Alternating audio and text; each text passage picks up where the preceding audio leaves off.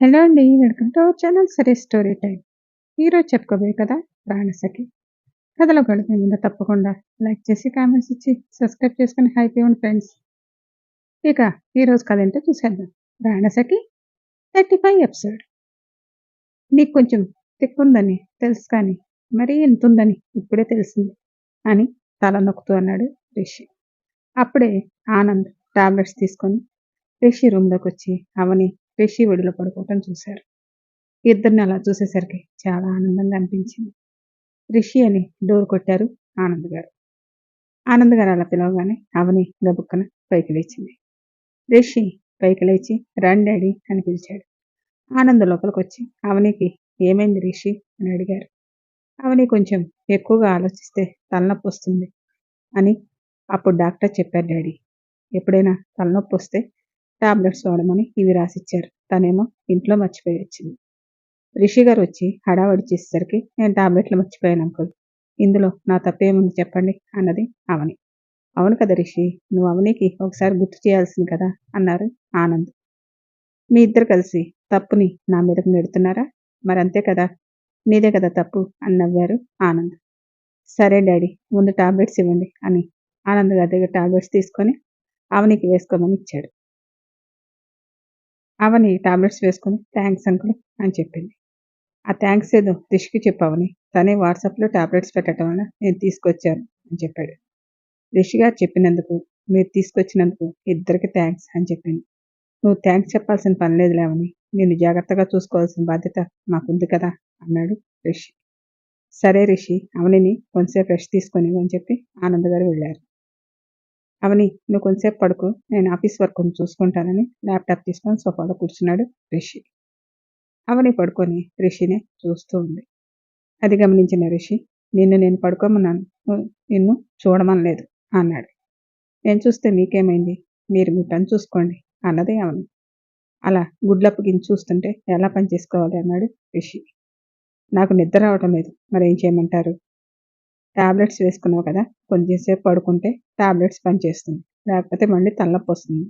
చెప్పింది విని పడుకో అన్నాడు రిషి. అవని కూడా అదే మంచిదని కళ్ళు మూసుకుంది. కొంతసేపటికి టాబ్లెట్ల వల్ల నిద్ర పట్టింది. రిషి వర్క్ చేసుకుంటూ ఉన్నాడు. సౌదామిని రూమ్లో కోపంగా ఉండటం ఆనంద్ చూసి, ఏమైంది సౌదామిని అలా ఉన్నా అని అడిగారు. అసలు మీ తండ్రి కొడుకులిద్దరూ నాకు తెలియకుండా ఏం చేస్తున్నారు అని అన్నది. మేమేం చేస్తున్నాం అని అన్నారు ఆనంద్. ఊరి నుంచి వస్తా ఆ అమ్మాయిని తీసుకురాకుండా పుట్టింట్లో వదిలేసి వచ్చారు. ఈరోజు అత్తయ్య వాళ్ళు వస్తున్నారని తెలిసి మళ్ళీ ఆ అమ్మాయిని ఇంటికి తీసుకొచ్చారు. అసలు ఏం చేస్తున్నారు అని అడిగింది. ఇందులో చేసేదేముంది, ఆ రోజు వాళ్ళ నాన్నకి బాగలేదని అవనీని అక్కడ వదిలిపెట్టి వచ్చాడు. మళ్ళీ తీసుకొద్దాం అనుకునేందుకు కొత్త ఆఫీసులో వర్క్ ఎక్కువగా ఉండటం వల్ల తీసుకురాలేదు. ఇప్పుడు ఇంత సడన్గా వెళ్ళి ఎందుకు తీసుకొచ్చాడు? అత్తయ్య వాళ్ళకు ఉన్నది చెప్పొచ్చు కదా అని అన్నది సౌదామి. అమ్మ వాళ్ళు రిషి అవనీని చూడటానికి అక్కడి నుంచి వచ్చారు. మరి అవనీని ఇంటికి తీసుకురావాలి కదా, నేనే వెళ్ళి తీసుకురమ్మని చెప్పాను. ఇందులో తప్పే ఉంది సౌదామిని. నాకెందుకో మీరు నా దగ్గర ఏదో దాస్తున్నారని అనిపిస్తుంది. ఇప్పటికైనా జరిగిందేంటో చెప్పండి అని అడిగింది. అసలు ఏమైనా ఉంటేనే కదా చెప్పేది, నువ్వు ఊరికే అనుమానపడకు, వెళ్ళి అమ్మ వాళ్ళకి ఏం కావాలో చూడు అని చెప్పాడు. సౌదామిని కోపంగా, ఏదైనా ఉండాలి, అప్పుడు చెప్తాను మీ పని అని వెళ్ళింది. రిషి అవని మెడలో బలవంతంగా తాళి కట్టాడని చెప్తే సౌదామిని తట్టుకోలేదు. చెప్పకపోవటమే నయం అని అనుకున్నాడు. కౌశల్ బార్లో కూర్చొని తాగుతూ, మళ్ళీ వాడి దగ్గరికే వెళ్ళిందిరా అని బాధగా అన్నాడు. కౌశల్ ఇద్దరు ఫ్రెండ్స్ కూడా తాగుతూ, ఎక్కడికి వెళ్ళిందిరా అని అడిగారు. ఇంకెక్కడికరా, వాడు తాళి కట్టి తీసుకువెళ్ళాడు కదా, వాడి దగ్గరికే వెళ్ళింది. తను వెళ్తుంటే మరి నువ్వేం చేస్తున్నారా అని అడిగారు. మా అమ్మేరా వాడితో వెళ్ళమని పంపించింది. ఏంటి, మీ అమ్మనా? అదేంట్రా, అలా ఎందుకు పంపించింది అని తాగుతూ అడిగారు. నా బాధ ఏమని చెప్పనురా, ఇంట్లో వాళ్ళే నాకు ద్రోహం చేస్తున్నారు అని గ్లాసులు తాగుతూ అన్నాడు. నువ్వు మీ అమ్మకు వద్దని చెప్పొచ్చు కదా. నేను చెప్పినా మా అమ్మ వినే పరిస్థితుల్లో లేదు. అసలు ఆ రోజు యాక్సిడెంట్ జరగకపోయినట్లయితే వాడికి అవన్నీ తెలిసేది కాదు. ఈ పాటికి మా పెళ్లి కూడా అయిపోయేది. మరి నువ్వు కారు అవనికి ఎందుకు ఇచ్చావురా అని ఒక ఫ్రెండ్ అడిగాడు. అవనికి కారు ఎవరిచ్చారురా, నేనే కార్ డ్రైవ్ చేశాను. ఏంట్రా నువ్వు అనేది ఆశ్చర్యంగా ఇంకొకడు అడిగాడు. అవును, యాక్సిడెంట్ చేసింది అవని కాదు, నేనే అని చెప్పగానే ఫ్రెండ్స్ ఇద్దరు షాక్ అయ్యారు. ఏంట్రా నువ్వనేది? ఈ విషయం ఆయనకు తెలిస్తే ఏమైనా ఉందా? తెలియాలంటే ఎవరు చెప్తారు? మీరు చెప్తారా? అలా చెప్తే ఏం చేస్తారో మీకు తెలుసు కదా! మేమెందుకు చెప్తాంరా? ఈ తాగిన మత్తులో తెల్లారితే ఏం జరిగిందో కూడా మర్చిపోతాం. అలాంటిది మేము గుర్తుపెట్టుకుని ఎలా చెప్తాం? అన్నారు. నేను యాక్సిడెంట్ చేసిన విషయం నాకు అవనికి తప్ప ఎవరికీ తెలీదు. అసలు ఆ రోజు ఏం జరిగిందంటే అని కౌశల్ చెప్పడం మొదలుపెట్టాడు. యాక్సిడెంట్ అయిన రోజు నేను అవనికి తెలియకుండా అవని తాగే కూల్ డ్రింక్‌లో మందు కలిపాను. అది తీసుకొచ్చి అవనికి కూల్ డ్రింక్ అని చెప్పి ఇచ్చాను. అది నమ్మి అవని తాగింది. తర్వాత మళ్ళీ మళ్ళీ అదే డ్రింక్ కావాలని గొడవ చేస్తుంటే నేనే తీసుకొచ్చి 2, 3 సార్లు ఇచ్చాను. అప్పటికి అవనికి బాగా మత్తొచ్చేసింది. ఇంక చాలు పద అని బయటికి తీసుకొచ్చాను. బయటకు వచ్చిన తర్వాత కూడా తను ఆ కూల్ డ్రింకే బాగా నచ్చింది. అదే కావాలని గొడవ చేసింది. మళ్ళీ రేపొచ్చి తాగుదాంలే, ఇంకింటికి వెళ్దాం అవని అని కార్ కీస్ ఇలా ఇవ్వు అని అడిగాను. ఇది మా డాడీ కార్, నేనివ్వను, నేనే డ్రైవ్ చేస్తానంటూ మత్తులో ఉండి తూలుతూ కీస్ నాకివ్వలేదు. అవని చెప్పేది విను, నువ్విప్పుడు డ్రైవ్ చేయలేవు, నాకివ్వు అని అవని చేతిలో ఉన్న కీస్‌ని తీసుకున్నాను. కీస్ తీసుకున్నానని అవని తెగ గొడవ చేస్తుంటే తనని పట్టుకొని తీసుకొచ్చి కారులో కూర్చోబెట్టాను.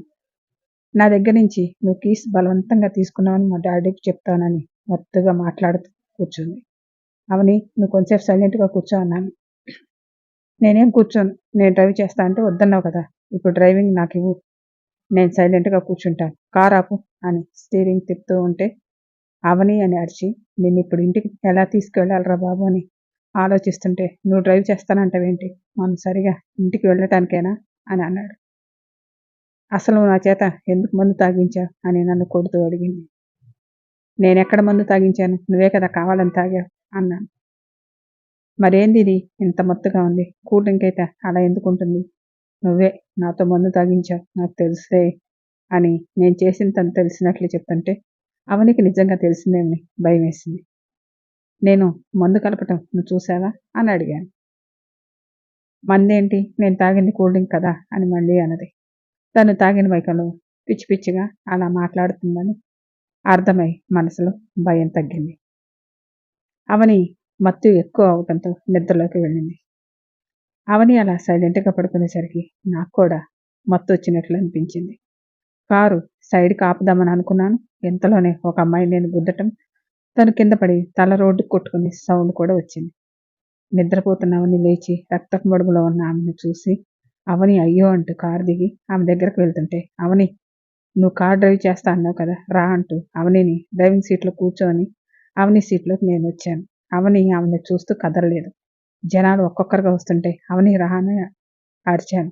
అవని వచ్చి డ్రైవింగ్ సీట్‌లో కూర్చుంది. నేను కారు దిగకుండా అవని డ్రైవింగ్ సీట్‌లో కూర్చోవడంతో అక్కడ చూసిన వాళ్ళు అవని యాక్సిడెంట్ చేసిందని అనుకోని రిషి యాక్సిడెంట్ చూసిన వాళ్ళని ఎవరిని అడిగినా అమ్మాయి యాక్సిడెంట్ చేసి కారు దిగి కూడా దగ్గరికి రాకుండా వెళ్ళిందని చెప్పారు. తనని చూస్తే బాగా తాగినట్లుందని చెప్పినట్లున్నారు.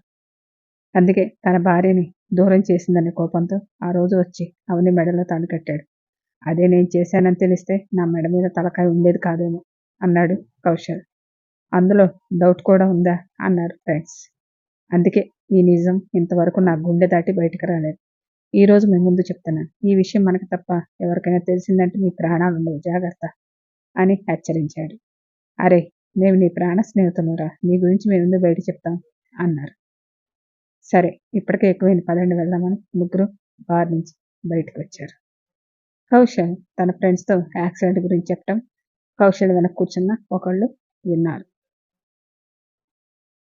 ఉదయాన్నే అవనికి మెలకువ వచ్చింది. మెల్లగా కళ్ళు తెరిచి చూసేసరికి తను ఎక్కడుందో గుర్తుకొచ్చి గబుక్కున లేచి కూర్చుంది. సోఫాలో చూస్తే రిషి కనిపించలేదు. టైం చూసింది. అమ్మో, అప్పుడే 8 అయిపోయిందా అని అనుకుంటూ లేచి రూమ్ బయటకు రాబోయేసరికి రిషి కాఫీ కప్‌తో వస్తూ కనిపించాడు. అదేంటి సార్ మీరు తీసుకొస్తున్నారు?